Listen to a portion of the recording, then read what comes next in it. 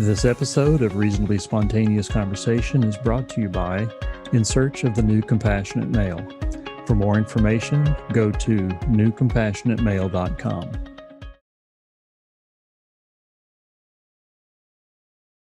Hello, world. It's me, Dennis. Let me tell you a story. It was back in 1979. I had gone out to LA and I had started a cable access television program. And of course, one of my the ideas was I got a chance to talk with all of the movers and shakers in Hollywood. And one of my favorite television programs was Barney Miller at the time. It was a hit. I serendipitously met Max Gale, who played Detective Wojciechowicz, and he introduced me. He came on the show. We did a show. Then he introduced me to Danny Arnold. And Danny Arnold is the writer and creator and the showrunner for Barney Miller that ran for 170 episodes, almost unheard of today. And we get an opportunity to get the eponymous name, the actor who played Barney Miller on the show today, Hal Linden. Welcome, Hal. Hello. It's a pleasure having you here. Welcome to the 12th precinct. Yeah, exactly. And could we begin? I want to begin by showing a clip of Danny talking about you and talking about his casting of you in the role. So this is Danny Arnold talking about his casting of you. Thank you, Renee, for bringing this up. I have a picture of they were sort of dully uninterested, you know. They said, "Who is he?"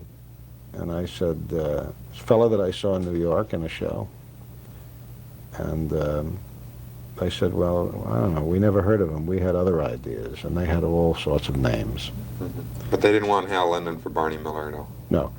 And particularly after I found out that he had, in fact, done a pilot the year before for Phil D'Antoni.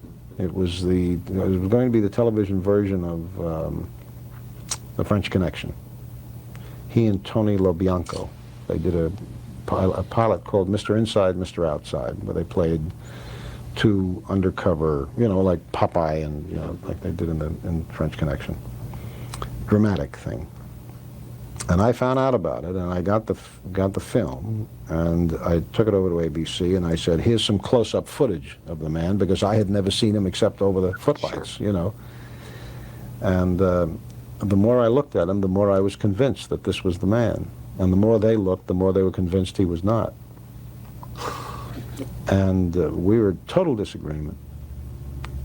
In the meantime, I went on with other casting, and the original pilot had some different cast members in it, you know.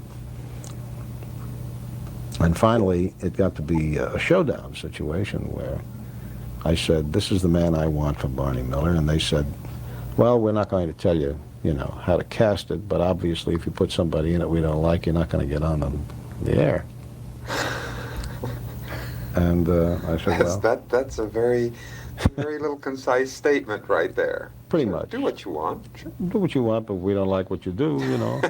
I suppose that's their prerogative. They feel that's their prerogative. And I said, "Okay, fine. I have to do what I think is best." And I made the deal and put Hal in the pilot. And the pilot did not get on the air. It did not get on the fall schedule. Wow.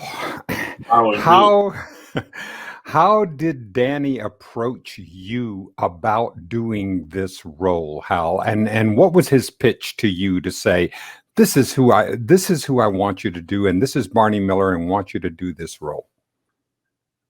First of all,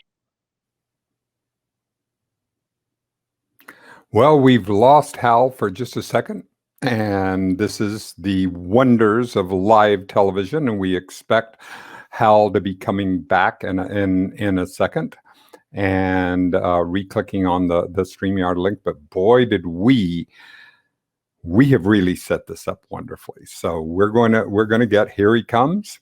And now we're back with the magic of live television, just like you've done 1,000 and 1,000,000 times. Take two. Take two. I've heard a couple of stories about how Danny came to the theater to see me on Broadway. I was in The Rothschilds, a musical, and the one story I heard, I don't know which is true, was that he was in New York doing a movie with Jack Lemmon, I believe, and his kids came to him for Christmas, but he was very busy. He was busy on the set because he was the one who did rewrites, so he had to be on the set.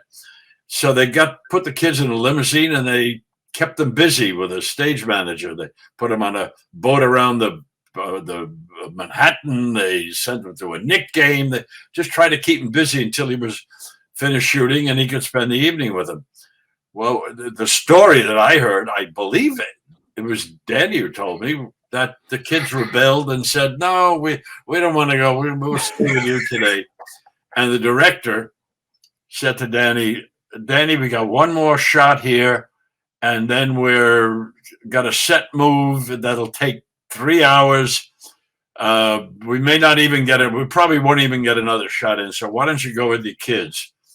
And he got into the limousine with the kids, and they were going to see the Rothschilds that day, and that's how he saw me.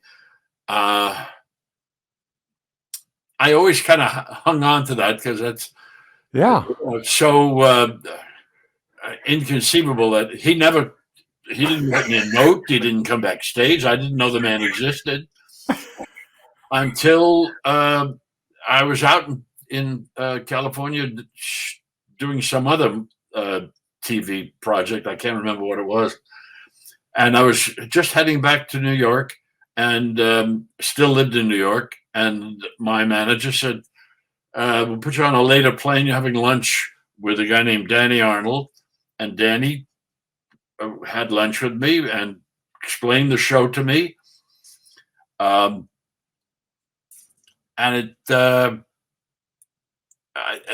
was interesting. That year, I believe I had offer for 3 different pilots.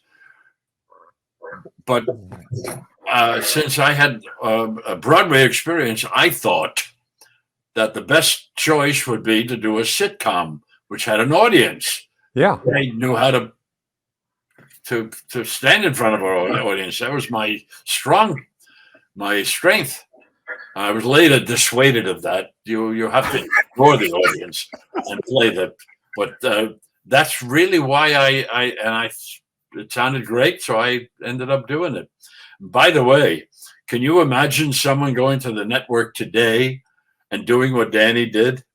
Never. No, it would not be that. Well, now, when you looked at this role of Barney, what did you think on development? Because one of the things that touched me so much is that he was a decent man. He was a decent leader. There was the core of, I'm going to be a strong and effective leader, but there was a core of decency here. So could you describe how you thought about him when you were going through that process? I specifically asked Danny why he chose me. And there was, understand he had seen the Rothschilds. In the Rothschilds, I played the patriarch of the Rothschild family, father of 5 sons. And Danny's response was he wanted to give Barney a sense of Talmudic justice. That is, but for the grace of God knows what, go all of us. And that the person sitting on the other side of the desk is just as human as the person sitting on this side of the desk. And that Talmudic justice, if you will, is what imbued me, what I tried to put into Barney. Yeah, it came across so well. And now, do you remember the first table read when you got? Now, it was a different. cast the pilot differently, right? And then so you would have that, but the first table read with the cast that you had with Max and Jack and all other characters. Yes, that was the second table read. Exactly.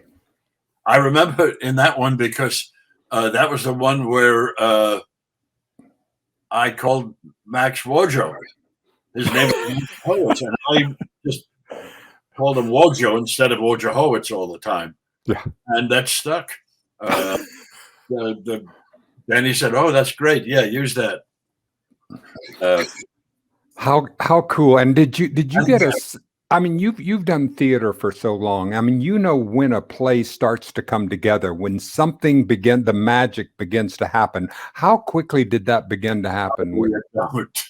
No, you don't. Look at my theatrical background. I never went to an opening night party to good reviews. What are you talking about? You never know in theater.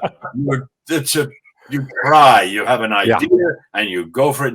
Nobody sets out to do a flop. Nobody sets out to do bad stuff. You set to do a project, you follow in on it, and you either pass muster or you don't. You have no way to believe me. I did about in the 60s about 8 Broadway musicals. Not one of them was a success. So you never know.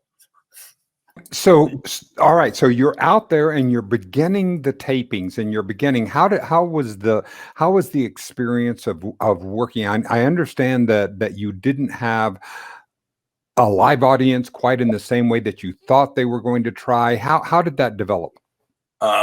We had an audience. It started out in the prototypical sitcom way. Mm-hmm. 3 days of rehearsal, 1 day of blocking, and then on the 5th day you did 2 shows, one at 6 o'clock, one at 8 o'clock. That's the way most sitcoms are done. 3 days of rehearsal, 1 day of blocking, 2 shows on the 5th day.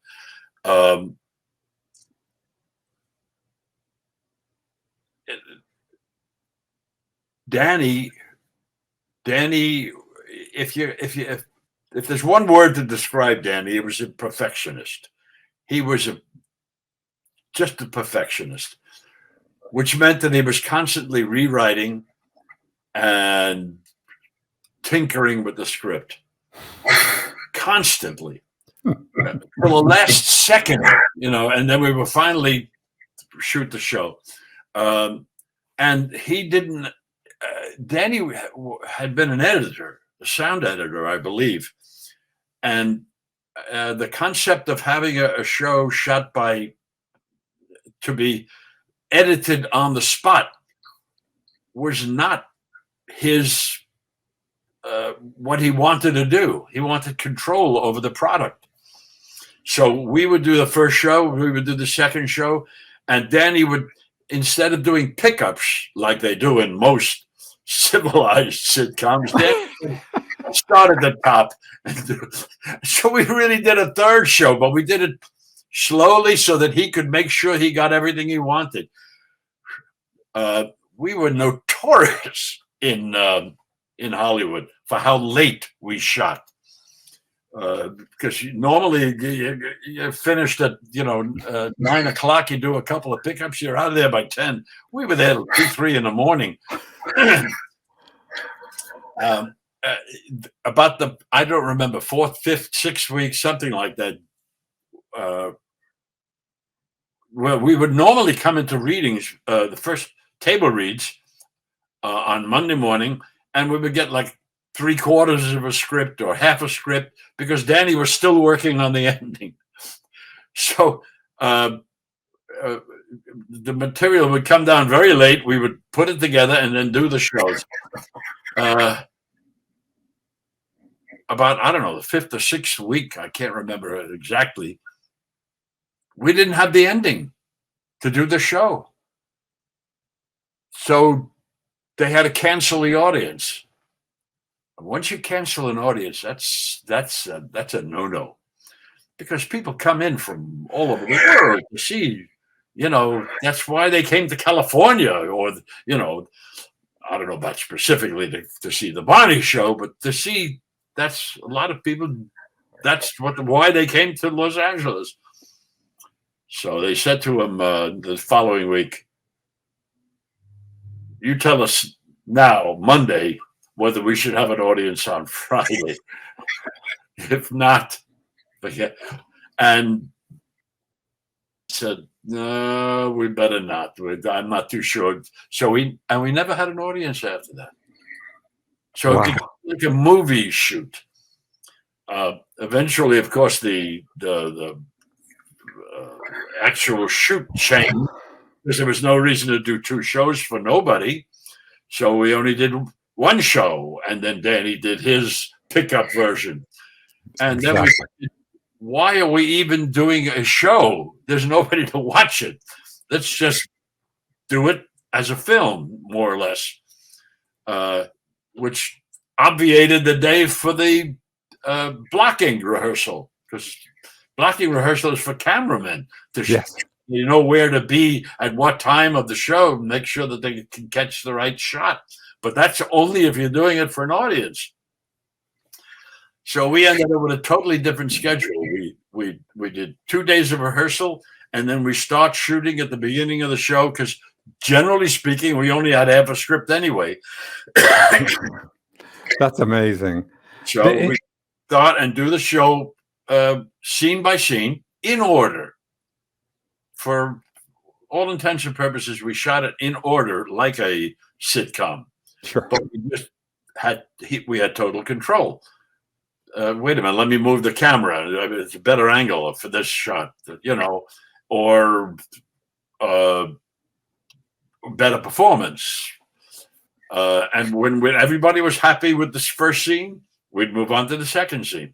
So the schedule for Barney Miller basically was 2 days of rehearsal and then 2 days of shooting. We did it in 4 days. The second day, which was Thursday, the night we were on the air, I think the first week we stopped and watched it. After that, forget about it. And we, as I say, notorious in Hollywood for how late we would shoot. Wow. I think one show went to something like 6 or 7 o'clock in the morning, just because the truth, Danny said there's no reason to do this show unless we do the best show we can do. And it was not a studio production. It was an independent production. Danny was the producer as well. 4D Productions, right? I mean, that was his wife and Daniel and David and he. That's right. And the point is, there was nobody from the studio with a watch to say, golden time, guys, we got to get out of here, you know, as you always have on all studio productions. Absolutely. So let me put it this way. I never walked away from a show saying, we'll do better next week. We did the best possible version of every script, which was the last time that's ever been done in Hollywood, I think, on television. Exactly. Well, you had, you were, the experience of shooting a TV show for that many years. What was that experience? I mean, what were you learning about your craft, learning about the work during this time? It was like being in a repertory company somewhere. The actors knew their characters very well, but the new people, the weekly people, had to find out who they were and what worked best. But there was a kind of a looseness and a freedom. First of all, because we knew that we were not on the clock. We didn't have to get it on the first take. Yeah. we could experiment. We could try. Let me try it this way. Let me try it that way. And to that extent, we were part of the creative process all the way through. It was never hit your mark and say your line. It was always find the scene, if you will. Oh, that's an astonishing process. And one of the things that I loved about Barney Miller is they cover the show over 170 episodes. First of all, 100 is like the golden, you're Hall of Fame if you hit 100, but you went 170. But you covered every subject that is we're dealing with today. Terrorism. First of all, let me say, we could have gone another year. We were not canceled. Right. The show was never canceled. Television writing. Let me put it. There's no question about it. The greatness of Barney had to do with the scripts and the writing.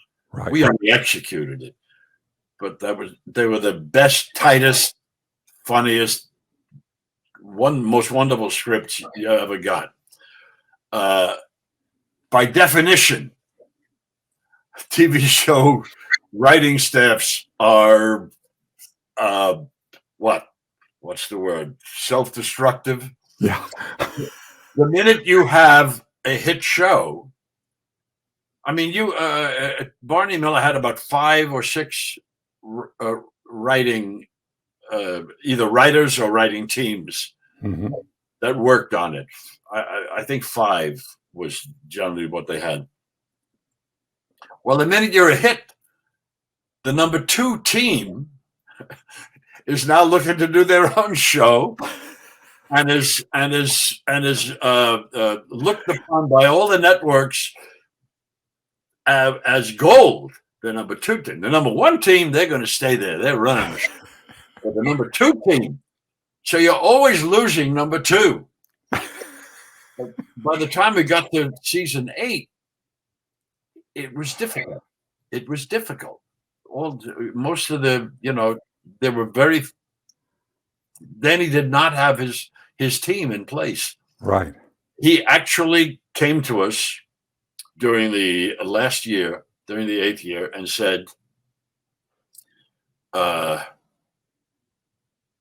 going to do like an open call for writers. I'm going to take scripts from college kids. I don't care where.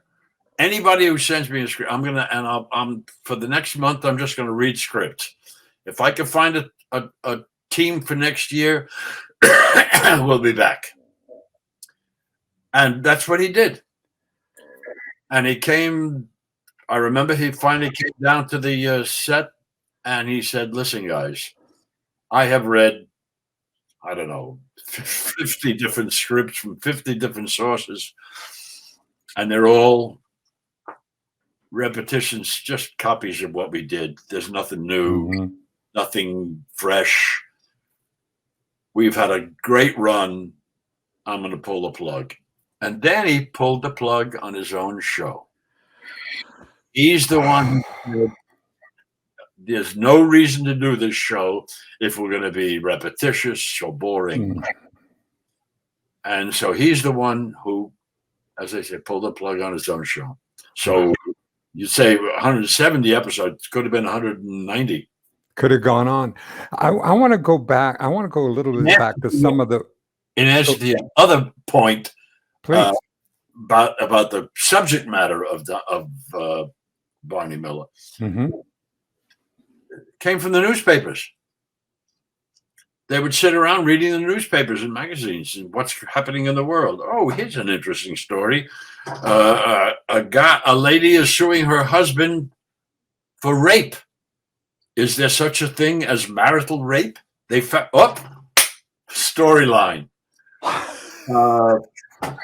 What's happening with the atomic controls? Storyline about a guy who built his own atomic bomb. That's where they got their material from. They would sit around and read the newspaper and pull living stories out of papers and write comedic stories about it. That's why the scope of what we covered was. Yeah. And it's as fresh as today. This is the thing, is that people are still watching it, are still watching it and are enjoying the episodes because of that kind of quality and that kind of immediacy. The same issues we're dealing with. These are human beings. That's exactly it. Some years ago, I wanted to do a clip show of Barney Miller. I did a concert act. Yes. And we wanted to open it by just showing a clip show of Barney Miller, and then the theme song and my entrance, and I would do my concert act. So I sat down at home. I had all the episodes. I sat down at home and started watching them to try to see what kind of clips I could pull. First of all, I have to tell you, I viewed 170 episodes. And the reason I did was every night, I was watching on my own TV, just making notes about what I wanted to cut, what I wanted to, and every night at 1:30 or 2 o'clock in the morning, I would say, one more. Let me watch one more. I did not see one weak episode. And, I tell you the truth, as I said, it went on Thursday night while we were shooting. I only saw on television by accident. I'd be out on the road somewhere and getting dressed, and rerun of Barney Miller would be on the air. Yeah. That's the only times I saw them. I didn't sit down and watch it. This was the time I sat down. I watched 170 episodes, and I just could not stop binging. Interestingly, to complete my thought, the clips that I took, almost all were from the first 2 years. And why? Because by year 3, we knew the characters well enough. We didn't have to do the setups for the jokes. You knew the character. You knew what he would have said, and so it was hard to cut a clip that's independent. For a clip, you need a setup, straight line, punch line. You can have the whole. And they weren't there because we didn't have to do setups. We didn't have to do straight lines. What you needed was punchlines. You knew so all the clips were from the first 2 years, and there were some marvelous clips. My favorite was when I can't remember her name. We had a female detective for a while, and she went out and Linda Lavin, right? I mean, before her. She was Latina. I can't think of her name. I'm sorry. Okay. But she went out to I can't remember the whole thing, but she went into a bathroom in a subway, and somebody had left all this filthy graffiti all over the wall, and she had the guy who did it, and she copied down all the graffiti. She was and she left it on Fish's desk. I remember. And he comes in, and somebody said, Bernice called. She left a message on your desk. And he didn't say a word. He just picked up and started reading it. And the look on his face as he read all this pornographic material that was Abe Vigoda. What can I tell you? How and did you began to see the individual actors have their own strength? I mean, as a player, when you begin to see the rhythms that you have, like that you have when you see a strength that Abe has, or that Jack Sue has with Yamana, with Sergeant Yamana, when he can just do that deadpan piece of work that he can do. You began to see those and play to those. They wrote to those. Yeah, They wrote to those.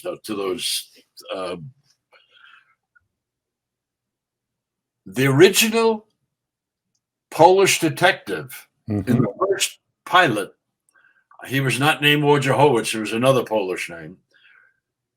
And quite honestly, he was a, quote, Polish joke. Yeah. Remember, this was 1974. Exactly. You could do Polish jokes in those years. Exactly. He was a Polish joke. Max was not a Polish joke. No. So after the first 2 or 3 episodes, you could see that Max was, now the character was written as not the most sharpest tack in the drawer. Right. But Max took it to be the most curious. Yes.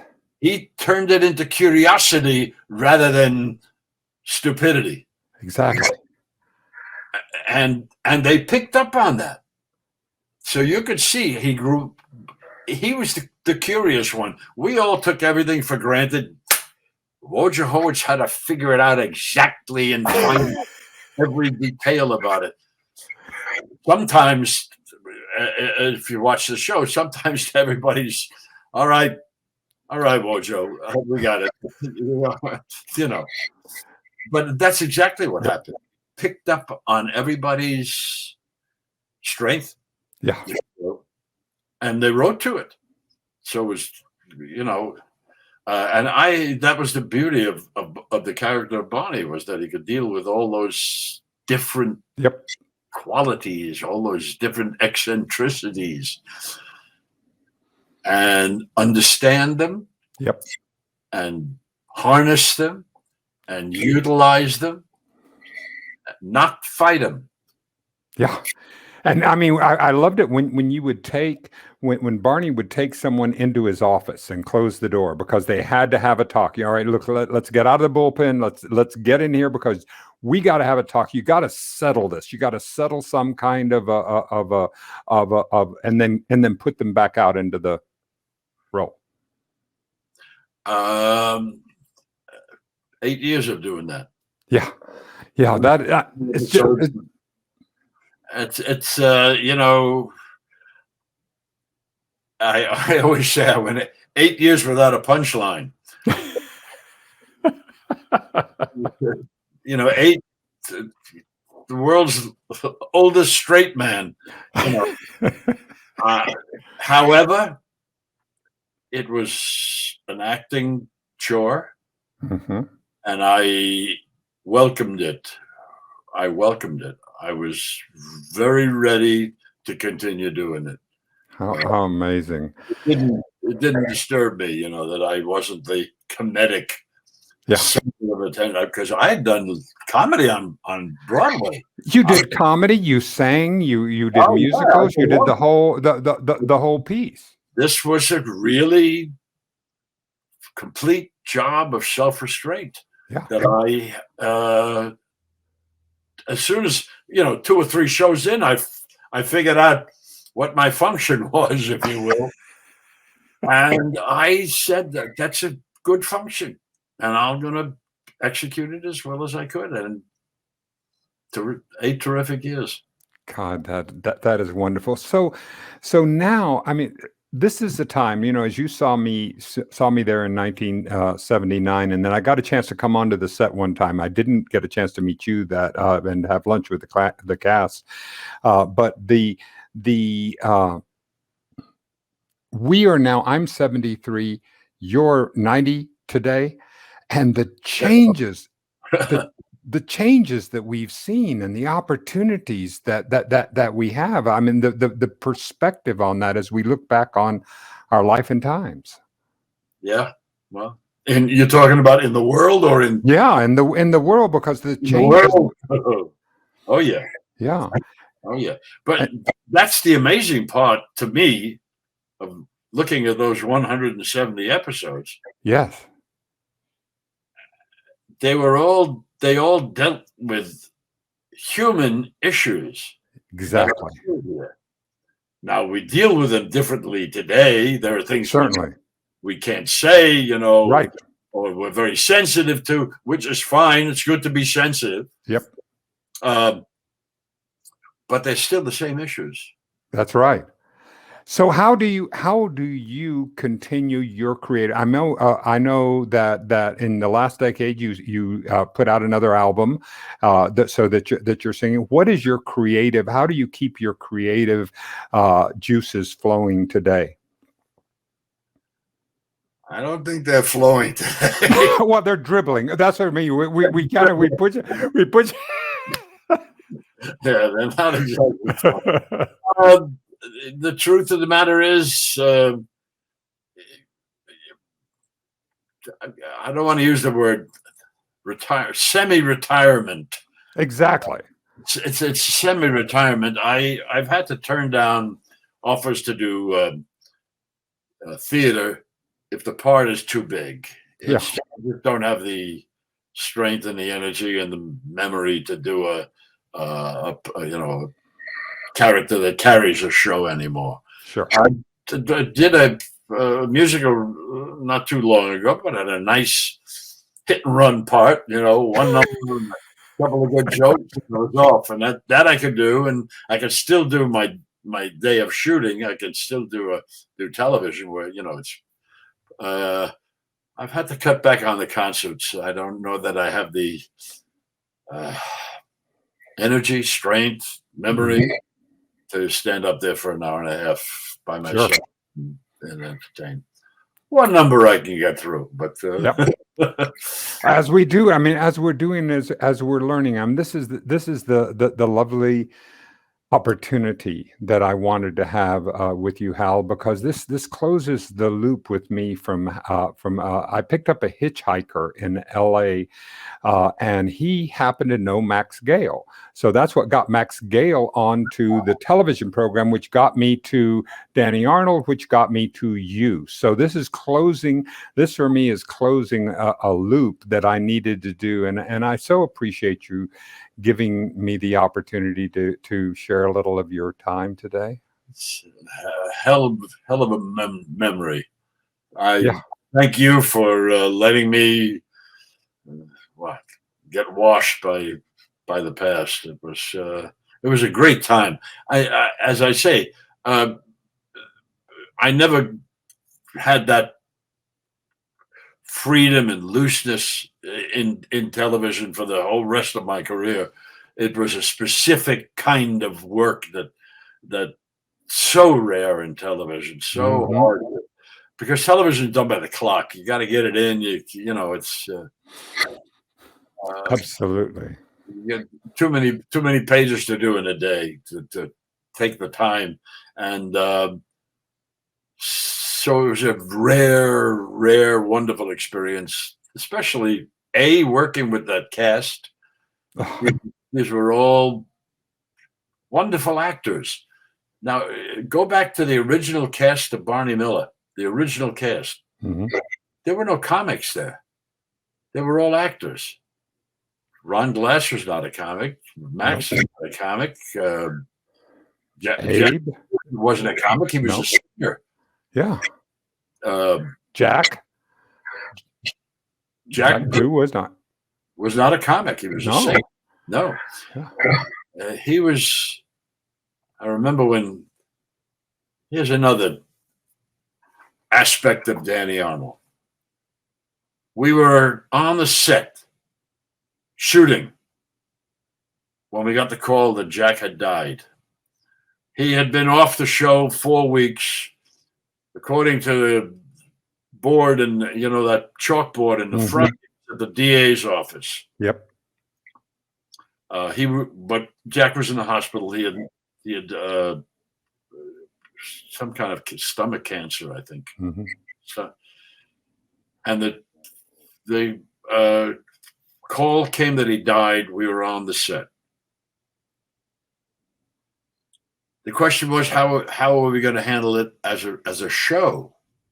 What happened to the character of Yamana? There were those of us who thought you could do a show with that in it. Barney being the only one who knew that he was not in the DA's office, but in the hospital, and deal with how do you lose somebody you've been working with for years, and how does it make you feel? And we could have easily done a show about that. And we came in Monday morning waiting to see what Danny was going to do. And he sat down, he said, I don't want to trade on Jack's death.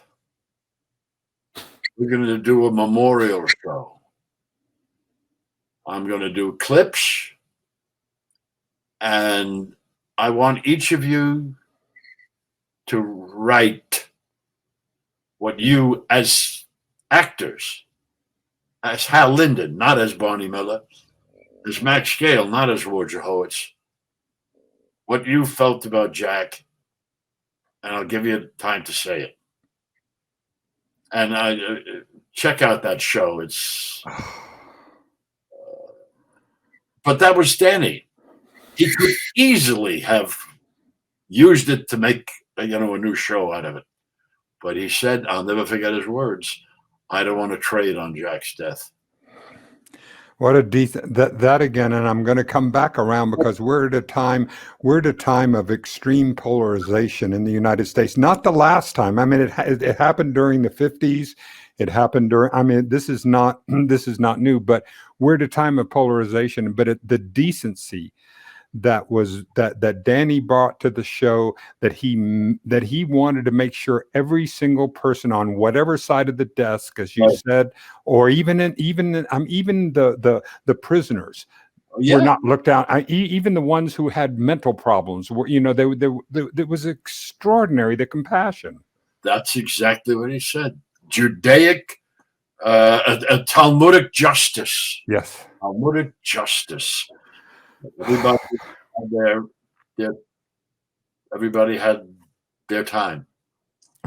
Yes, that was Danny. That was Danny. It wasn't without Danny having that attitude, everybody would have been, how can I make it funnier? What if I drop my shoe? Yep. I remember, for instance, we had eventually, with Ronnie Carey in the show and Steve Landesberg in the show, we had some pretty funny comedic minds, even among the actors. And we would rehearse and come up with a wonderful, funny piece of business. And Danny would take a look at it and go, and here was the line that I'll never forget. He said, I can't remember who came up with the bit, but then he said, would you go for help to someone who acts like that? You had to be a functioning police officer whose job is to help people. And if you are silly, no, you're allowed to be silly, but there are limits. Yes. If you do something dumb, what does it cost you? I'll give you another example of Danny. There was a show in which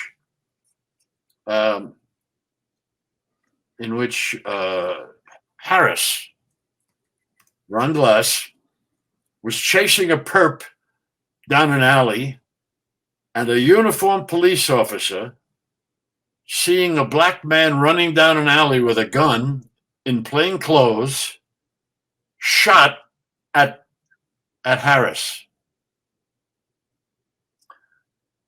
The essence of the show was that, well, Barney, tries to smooth everything out. We have to deal with headquarters, tries to put the, okay, let's calm down, or, Sure. And Ron gets furious that I'm not as outraged as he is. You talk about up-to-date material.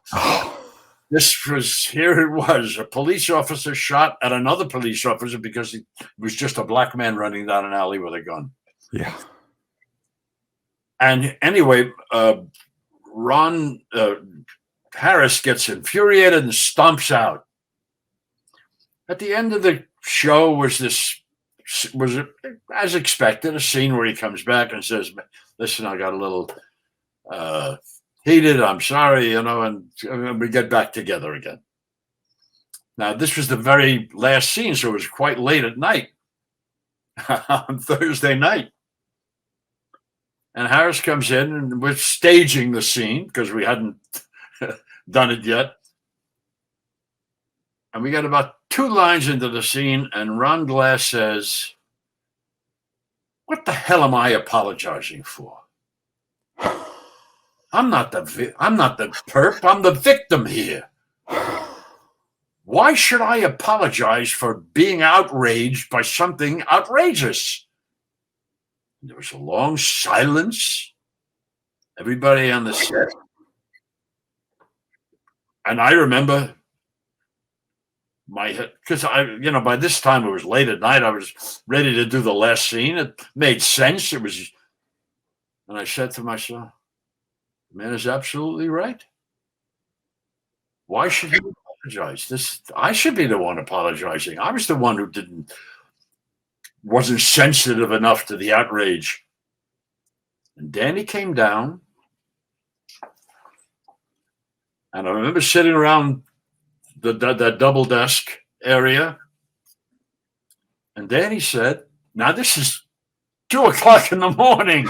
This is golden time. You've got cameramen playing poker at 4 times the hourly rate. I mean, that's out of his pocket. And he said, what would you say? How do you feel about it? And we all started to, think about it. And we came up with a scene that was acceptable to all. Let me put it that way. You couldn't really fix it. It was only a moment, but we came up with a scene that was acceptable. I remember one line. Harris says, what if it happens again? And my response was, and it probably will. And we somehow finished the show. At 2:00 in the morning on golden time, the man, any other producer would have said, read the lines, hit your mark, read the line, let's go home. It's just one show. Forget about it. There'll be another show. Don't worry about it. No. Danny, not Danny. Danny sat down with us and constructed a scene that was, well, you had to please all the officers in the room. Yep. You couldn't leave anybody out. So everybody had their say. And that was, yeah. What? Thank you. Once in a lifetime experience. Yeah. You didn't get that anywhere else. Hal, thank you. Thank you for giving us the time today, for giving us some insights into the character, into the experience of Danny Arnold, of working under a Danny Arnold production, and of having the opportunity to be able to give people a sense of both who it was and what it was like to be there. 160 episodes. Yeah. You could watch them all again today, and the clothing may be a little funny and the haircuts, but although now, what's a funny haircut nowadays? I know. I mean, that's the neat part about it, is that we're getting into such an eclectic time to where whatever that person's style is acceptable, which brings a lot more everything old is new again. There you go. And you said we're divided as a country and tribally divided today. I'm older than you. Yes. Been around for before then. The only difference is today it became acceptable to vent feelings or say things that you never would have said before. So it's out in the open. To some extent, that may be a little healthier than it was back in my day when nobody said anything and you didn't, It was a facade. There was a facade. Yeah. And now we have to figure out how do we bring the decency back into, and if I can say anything, can I say something that is kind? Can I say something that's constructive? Can I say something that is that will move the conversation along rather than just tell you what I think of that particular thing that happened? Yeah, we have a lot of work to do. Yes, we do, and I'm glad that you're doing it, and I shall do it the same thing. Your kids contacted, told Dan and David Arnold that you might be available. So I want to thank your children for making that possible, and for Dan and David Arnold for making sure that this got connected, because this is something that has meant so much to me, and that was how it happened. And next year we shall see the Dodgers move right in, get your Kings in there, and to go straight through to glory. Okay, from your mouth. All right, thank you, Hal. All right, everybody, we will see you next time. Hal Linden, Dennis Tardan, Reasonably Spontaneous Conversation. We will see you again. This episode of Reasonably Spontaneous Conversation was brought to you by In Search of the New Compassionate Male. For more information, go to newcompassionatemale.com.